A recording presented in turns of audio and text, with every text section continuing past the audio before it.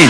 Then we stopped playing with each other, started hating on each other, started noticing the color of our skin. Christians and atheists, immigrants, patriots, we love the country but we are not saving it. Wages don't raise to the rate of inflation, and half of the country hates all of the nation. It's funny that we think the world owes us something. All the phones got smart but the people so dumb. We care more about the likes on a selfie than our moms, and the only time we ever speak the truth when we're drunk.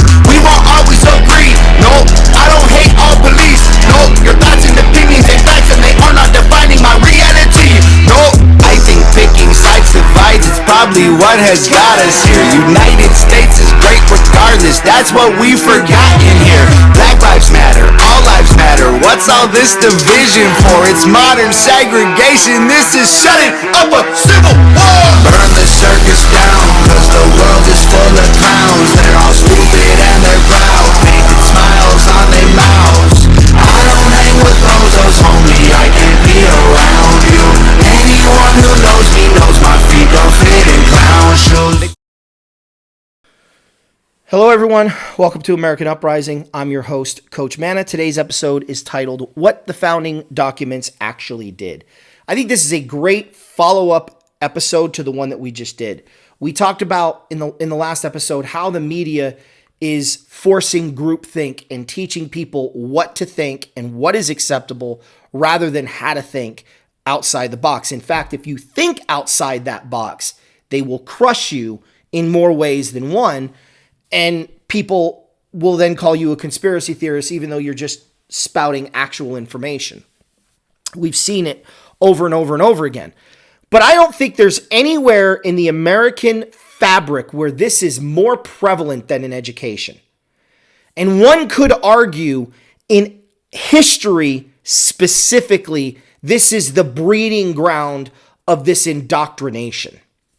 Now, in history, there's three key principles that are taught. Now, for the purpose of this episode, I'm just going to focus on U.S. history, okay? But keep in mind that these are the same principles taught in world history as well. And they're basically trying to teach the same thing. So they hit you from the world standpoint, then they hit you from the U.S. standpoint, and then they get you again in government later on through the first and third principles that I'm going to go over. So principle one is nation building.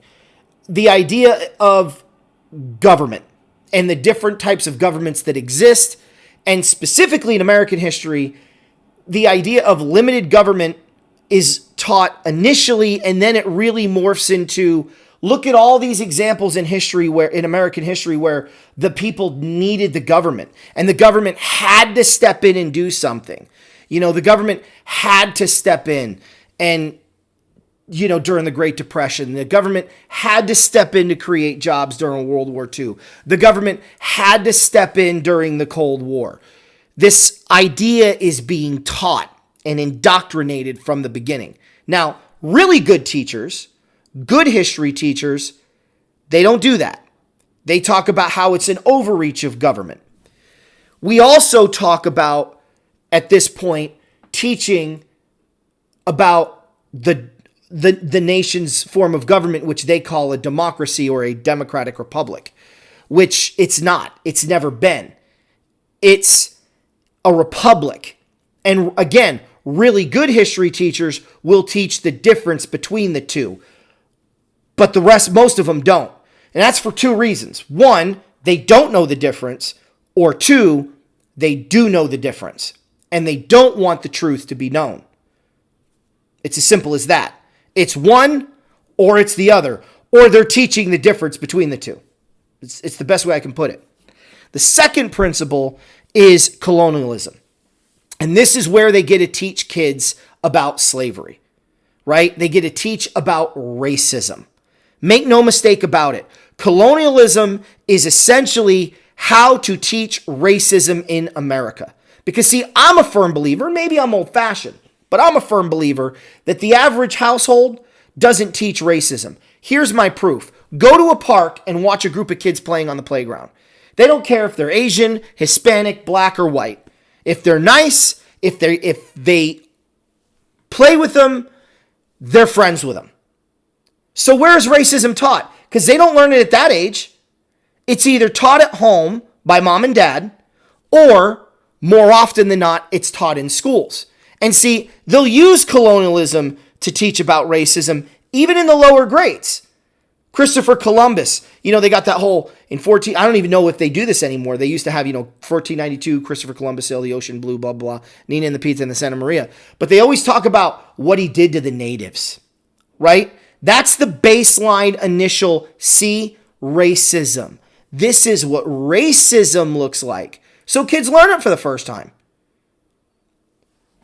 Those are lessons that can be taught when they're older, right? Because there's plenty of good stories with Christopher Columbus. I'm going to go off on a mini tangent here, okay? There's plenty of good stories with Christopher Columbus. When he first got here and he landed, not obviously in America, but in the islands, he helped a tribe eradicate one of the most violent groups in that region. And they wanted Columbus's help. See, that would be a good time to talk about, you could focus on that stuff at a young age. How people of different races come together. And then you can teach later on, when they're able to understand it more, how people of different ethnicities can be at odds. But should a kid learn that? I would argue no. But it's taught.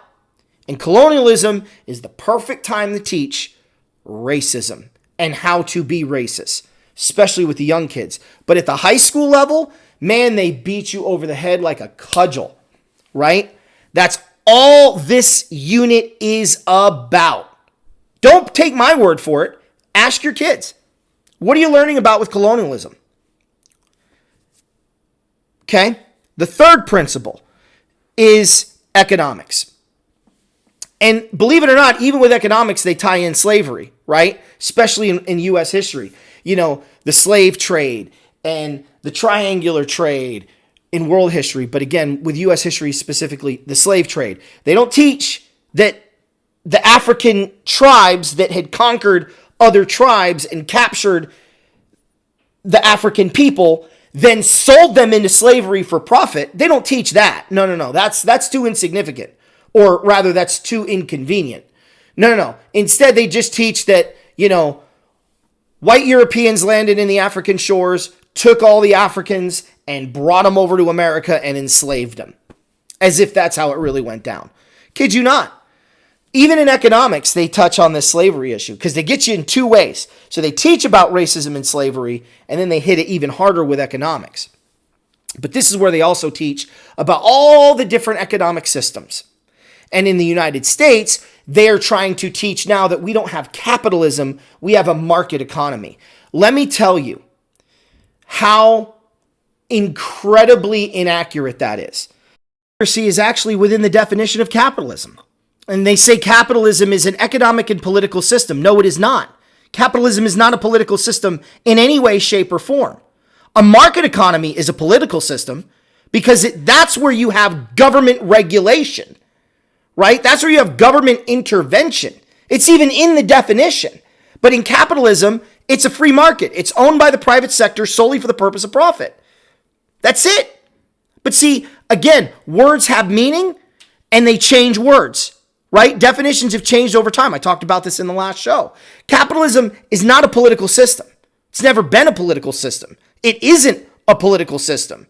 Market economy, however, is unequivocally a political system because there's government regulation involved. In capitalism, there is no government regulation. It's solely for the profit of the business owner, driven by the consumer.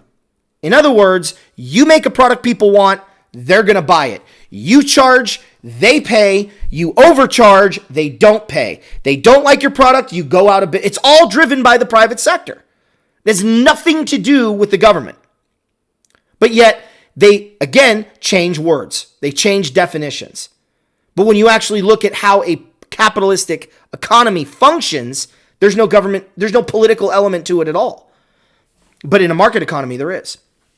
So they hit you with those three principles, and they keep teaching it over and over and over and over and over again. And then you get to college, and now they're just building upon that emphasis. So by the time these kids graduate college, they're completely brainwashed. They've learned wrong information their whole life. And like anyone else, when you've been taught something your whole life and you know it to be true and somebody tells you you're wrong, you get angry. And thus we have division. Not to mention when you're teaching that, oh, all this country's been from the beginning is racist. And I'm going to touch on this here. I'm finally going to get into the meat and potatoes of this particular episode. The idea that this country was founded on slavery is 125% unequivocally false. See, this is the way I teach it. I'm going to start with the Declaration of Independence. There's a key line in there. Again, guys, words matter. The line is, all men are created equal. All men. Done. And men meaning mankind, by the way, right? Did they mean just men? Probably back then. But women were part of the household and had their own protections and whatnot. And thank God for the 19th Amendment, which gave them the right to vote and gave them some privileges along the way and tied them into this very concept that we're talking about. So all men are created equal. Plain and simple. So what did that do to slavery? Because trust me, slavery was a very big issue. When the Declaration of Independence was written, Thomas Jefferson, prior to writing the Declaration of Independence, had already released his slaves into freedom. Abolished them, got rid of them, didn't have slaves anymore. I bet you didn't learn that in U.S. history, right? His slaves were already set free prior to writing the Declaration of Independence.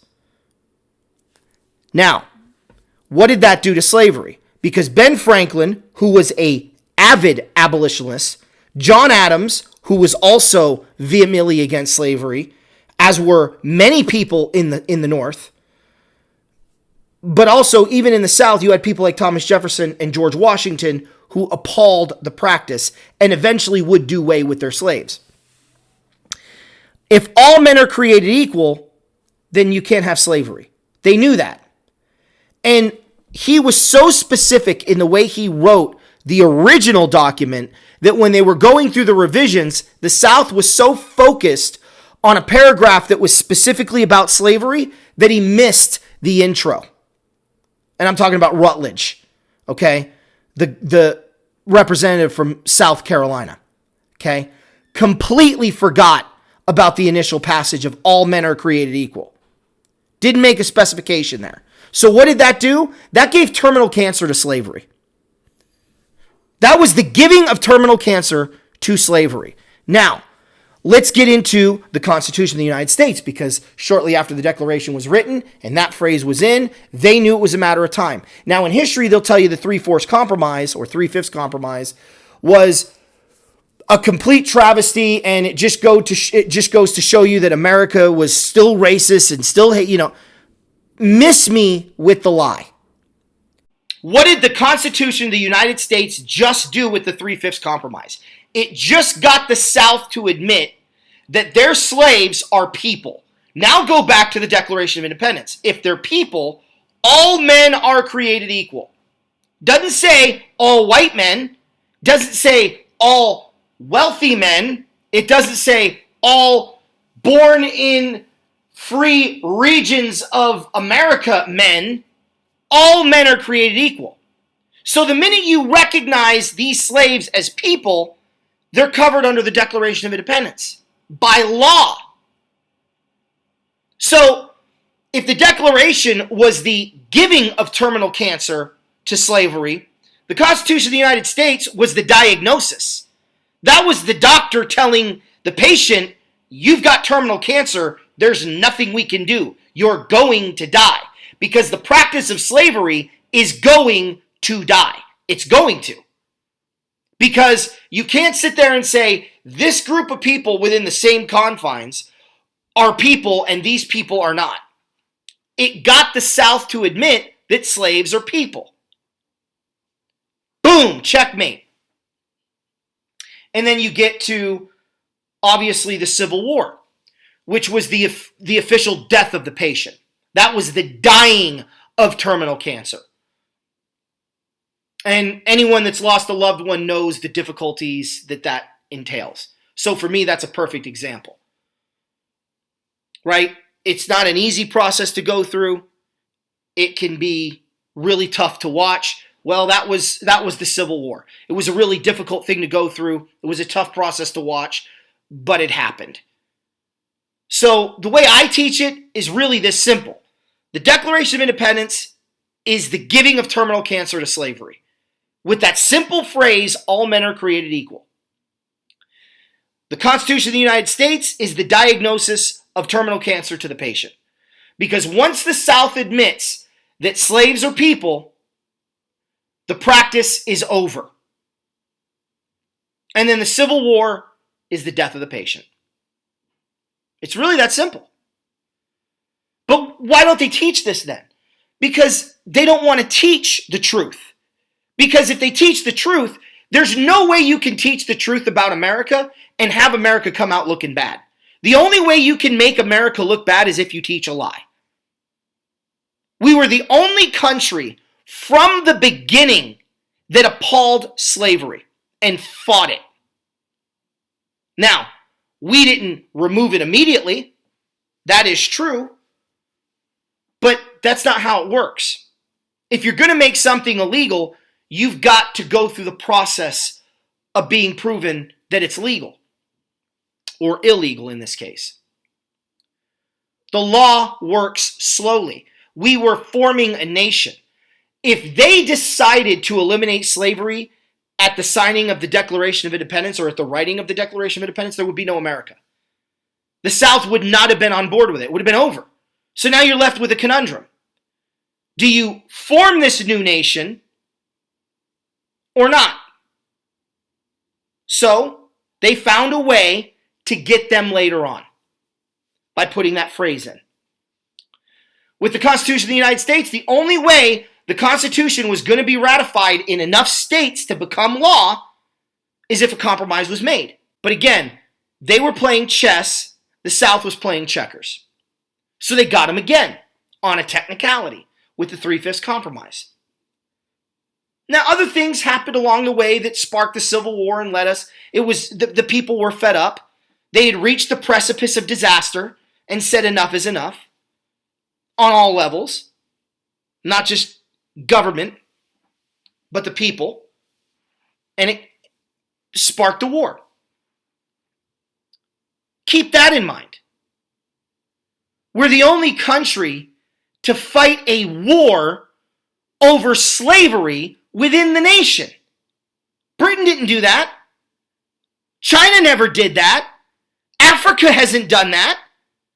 No one's ever done that.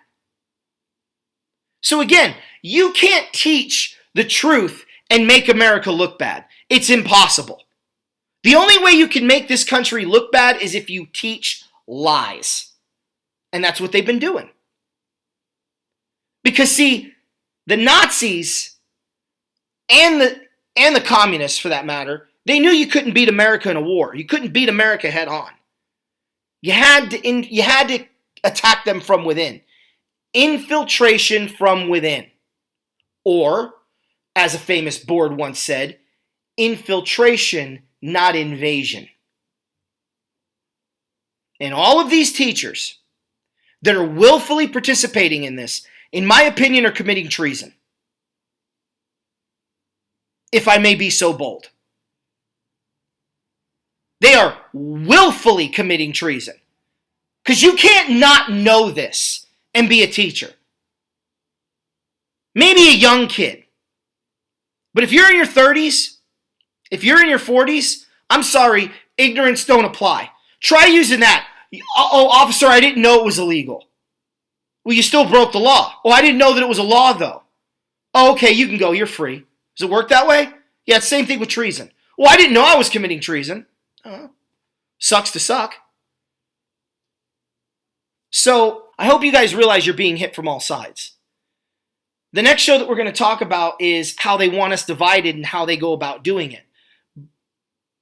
But coming up pretty soon, I'm going to be talking about the attack on America from all sides. This attack is not just from the media, that it's also being done in education. And there's more heads to this snake. I've only told you about 2. There's 6. There's 6 heads to this snake that we have to fight and slay. as a nation if we're going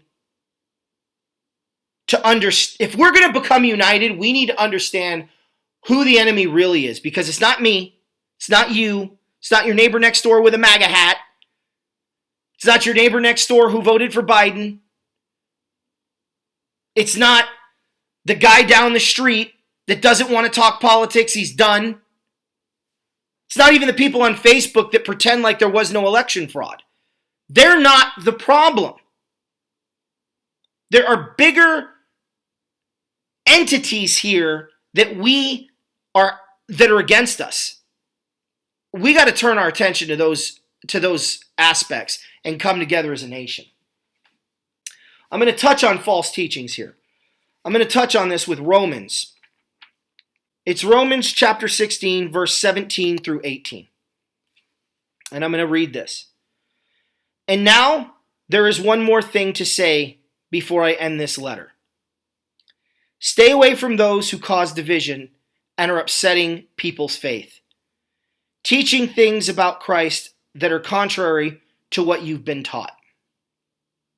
Such teachers are not workers for the Lord Jesus, but only want gain for themselves. They are good speakers, and simple-minded people are often fooled by them. There's a lot, even the Bible's talked about false teachings. Teachers that are not in it for the right reasons. If you've ever sat there in history and class and wondered to yourself, that doesn't sound right, you're right. You're absolutely right. If you've never had that thought cross your mind in history class, maybe it's because you weren't paying attention, or maybe it's just because you don't like history, or you're not thinking hard enough about what's being said. You're just kind of taking it, writing it down, and moving on. But now you know. Now you're armed with some information. But hey, don't take my word for it. Research it yourself. Tell you be yourself and then they judge you on the internet till everybody hates you for it. If Jesus was alive, I swear to God that y'all would cancel him, cause lately being negative's the real new normal. Yeah, if you're thick, you're fat, you're rich, you're bad, you're poor, you're black, you're white, you're whack, they lie, it's facts. My generation needs a bunch of free condoms, cause common sense ain't that common. This is what they wanted, this is how they planned it. This is to control everyone on the planet. Then we put each other in caskets, protest and panic, and they take advantage to manage the damage. We won't always agree, no, freedom doesn't come free. No, there was people fighting, dying overseas, so that you can have freedom and be home. I think the elites are real, but they ain't drinking babies' blood. They're creating chaos so they have something to save you from. Black lives matter, all lives matter. What's all this division for? It's modern segregation. This is setting up a civil war. Burn the circus down, cause the world is full of clowns.